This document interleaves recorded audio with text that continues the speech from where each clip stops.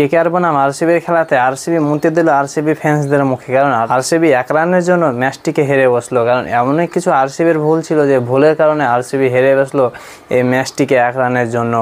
যেমন কি না বিরাট কোহলি এত সুন্দরভাবে পারফরমেন্স করেন, এত সুন্দরভাবে খেলার মোটিভেশন নিয়ে ময়দানে নামে, কিন্তু সে এত ভালোভাবে খেলতে খেলতে সে যখন একটি ফুল টাচ বল পেয়ে সেকে আউট করে দেয়। কিন্তু ওই আউটটিকে তোমরা যে অ্যাঙ্গেল থেকে দেখো, উপর ডায়ে বায়ে নিচে পিচে যেই দিক থেকে তুমি যে অ্যাঙ্গেল থেকে দেখো না কেন, সেই আউটটি ছিল একটি ফুল টাচ। কারণ ফুল টাচ বলটি নো হয়, আইপিএলের মধ্যে কোনো ফুল টাচ বল চলে না, ফুল টাচ হলে সেটি নো করা হয়।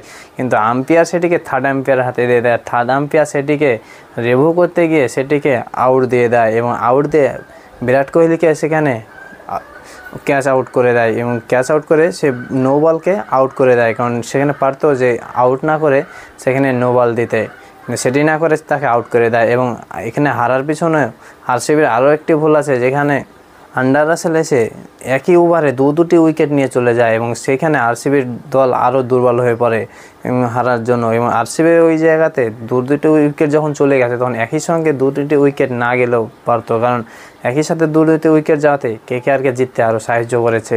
বিরাট কোহলি এমনই একটি দলের হয়ে খেলে যে দলটি আজ পর্যন্ত একটি আইপিএলের ট্রফি জিততে পারেনি, সেই দলের হয়ে খেলে যেই দলকে আমরা অন্ধের মতো বিশ্বাস করি আর আরসিবির ফ্যান্স হয়ে থাকি। কিন্তু কেকেআরও কম না, কেকেআরও তার পাওয়ার দেখিয়ে দিয়েছে আরসিবিকে যে আমরাও কিছু কম না।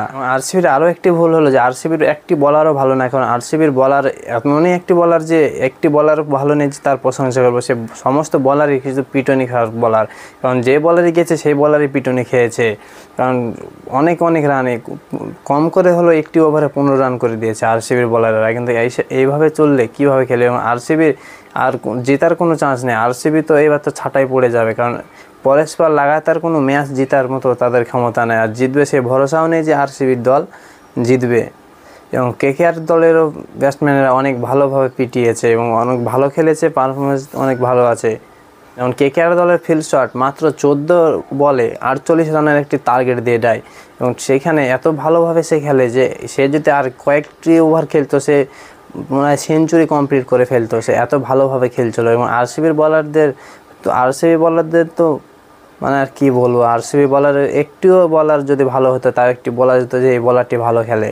তো আজকের ম্যাচ আছে মুম্বাই ভিএস আরআর মানে রাজস্থান রয়্যাল। এই দুটি ম্যাচের ভিতর আজকে কোন টিম জিতবে তোমরা কমেন্টে বলে দাও। আমার ওপিনিয়ন হলো যে আজকে আরআর জিতবে মানে রাজস্থান রয়্যাল, এবং তোমাদের ওপিনিয়নটা কি কমেন্টে বলে দিও। ভিডিওটি যদি ভালো লাগে তো একটি লাইক দাও এবং ক্রিকেটিং বাংলাকে সাবস্ক্রাইব করো আরও এই ধরনের ভিডিওর নোটিফিকেশন পেতে, কারণ ক্রিকেট রিলেটেড অবশ্যই অনেক ভিডিওর নোটিফিকেশন সবার আগে পেয়ে যাবে। দেখা হবে আবার কোনো নেক্সট ভিডিওতে, ততক্ষণের জন্য বাই।